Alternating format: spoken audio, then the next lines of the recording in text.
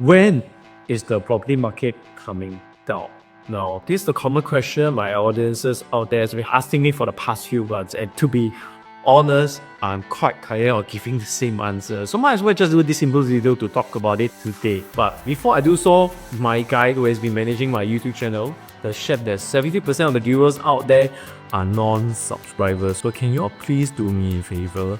Hit the subscribe button if you're liking the content so far, and smash the like button, please. So what is my answer? My answer is, I don't know. I mean, who really knows? That's the fun thing about it, right? That's why it's called an investment, and with every investment, it comes with risk. If it's a sure make, and it's not called an investment, right? So I'll just help them with selecting the right unit with our QPE framework, because timing the market is not something I'm interested to dwell into. Instead, I'll focus on what we can control, and that is what we buy. Description in link if you guys have missed my previous 3-part episodes to explain the framework. But beyond choosing the right property, which I've done many videos on and you guys are probably sick and tired of it, I will instead talk about my personal opinion on what's supporting the market. Once you understand what's supporting market, then you can better make investment decisions to your best advantage. And disclaimer, all these are just my personal opinion. So who is a master villain here? That's right, it's 70% of you guys out there. 70% of the population here residing at a HDB with record prices everywhere. Now, if you look at how it starts for most Singaporeans, since recent topic has been about properties around where? Bidadari, right? I will use that as an example. You get lucky with a melon for BTO subsidized housing, they pay, let's say, $500,000 for a 4-room flat with whatever grants depending on your income bracket. Let's assume a combined income of $7,000. Your grants should be around $30,000. And let's work with a number of around $400,000 of loan, plus recent revised EHG can hit a maximum of $130,000 if certain criteria are being met. Check that out. Now, the recent transactions at Bidadari has hit as high as $1.1 million. So if you hold your flat for 5 years, taking out a HDB loan of, let's say for example, $400K, as I mentioned, your outstanding loan balance should be around $348,000 after 5 years. Your CPF monthly interest with principal should add up to be about $34,000.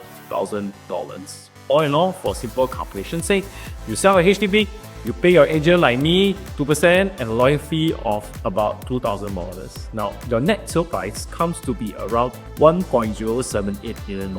You take away $348K from that $1.078 million, you are then left with proceeds of around $728,000. Some haters may say, but you need to pay back CPF. There's money stuck there but you owe, cannot touch. Correct, but these proceeds are not cash proceeds. These proceeds allows you to roll over to the next property. It's like money goes back to CPF and CPF goes out to fund for the next purchase. Left pocket in, right pocket out.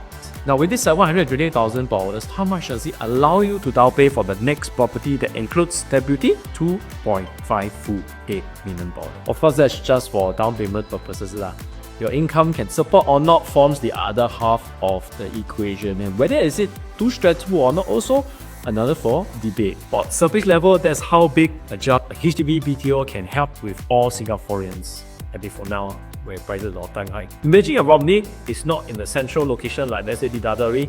Maybe I take away the number by close to 20%, then you should be comfortably looking still at a range of about $2 million for your next purchase. So my theory here is very simple. Why is HDB BTO such a huge stepping stone? Okay, imagine this, government subsidizes for it and give you free money in the form of grants to help you with your first home. Then these grants can be injected into the private property market eventually. You see how liquidity is being transferred from one market to another, from the government to first-timers, then to private properties in the mass market, to whom of which we will sell their condos to upgraders to properly move to a better location than RCR, so on and so forth. It's money moving around without us knowing, and it all comes from the government. Or some of you will argue taxpayers' money means actually we indirectly fund for this, right? Funny, Also, the profits are usually pretty big for almost all BTOs, but with HDB prices hitting record high after another.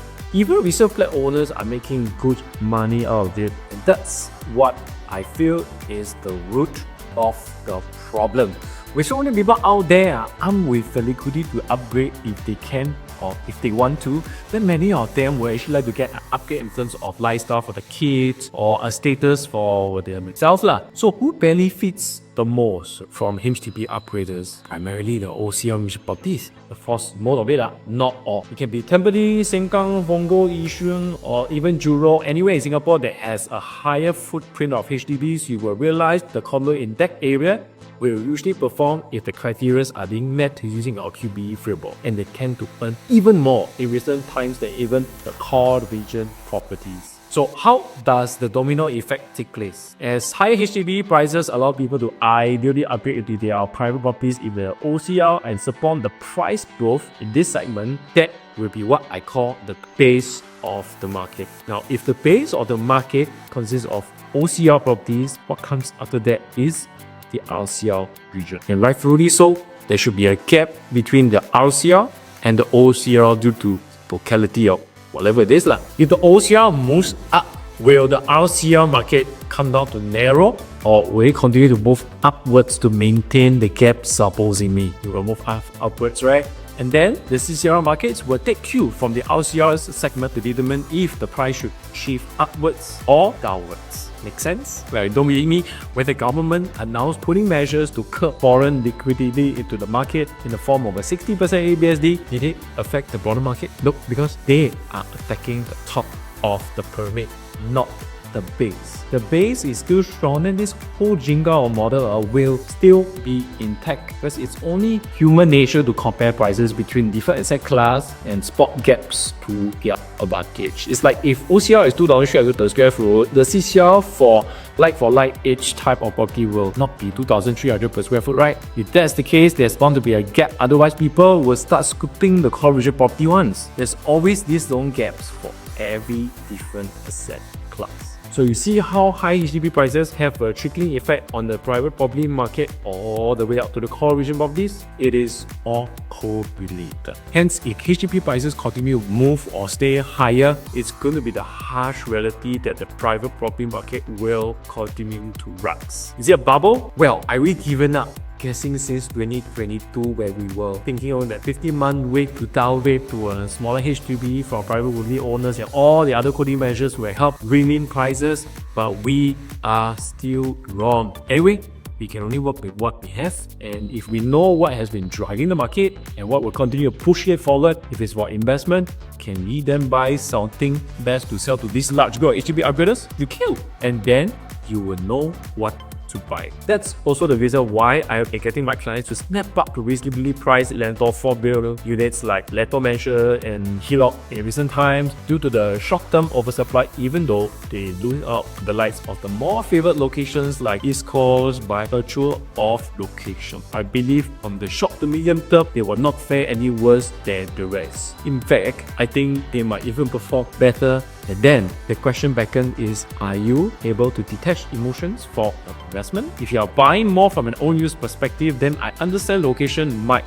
take precedence. Then there's no right or wrong to whether a dream ball suits you or not. I can only cover you from the numbers point of view. In conclusion, one fine day, if the music stops, it has to start right from the bottom, the HDB market. Now, the HDB market has to come down first before the entire market moves with it. But then, if it comes down, it will affect quite a substantial percentage of the population. And when it comes to matter that concerns the general public and to those who are constantly complaining about prices being out of reach for future generations, are they ready to put their money where their mouth is and take one step backwards in order to move 2 steps forward? I don't know, but I don't think so.